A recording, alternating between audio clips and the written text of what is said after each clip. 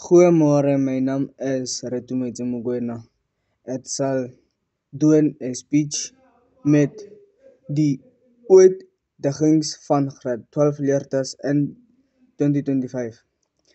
In 2025 staan graad 12 leerders voor talle uitdagings, maar ook geleenthede wat hul toekoms kan bepaal.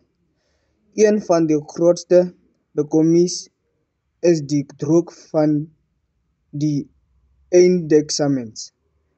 Vir baie leerders is dit net die toets van akademiese kennis nie, maar ook 'n toets van hul emosionele sterkte.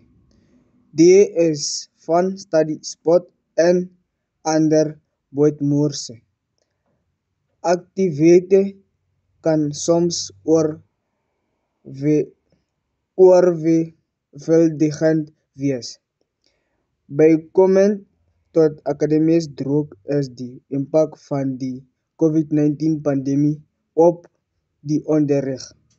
Baie skole het nie die nodige hulpbron om analise effektief aan die bied nie en sommige leerders het nie toegang tot die internet of rekenaars nie.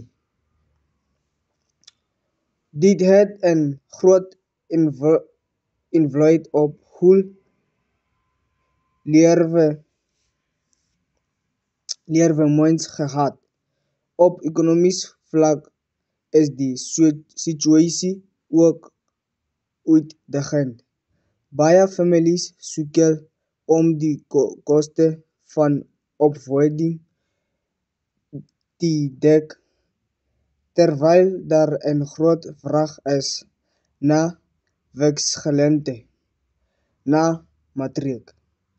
Dit beteken dat graad 12 leerders nie net na die eksamens moet kyk nie, maar ook na ander maniere om hul loopbaan te bou, soos die geslaag, werksgeleenthede en selfs entrepreneurskap. Thank you very much.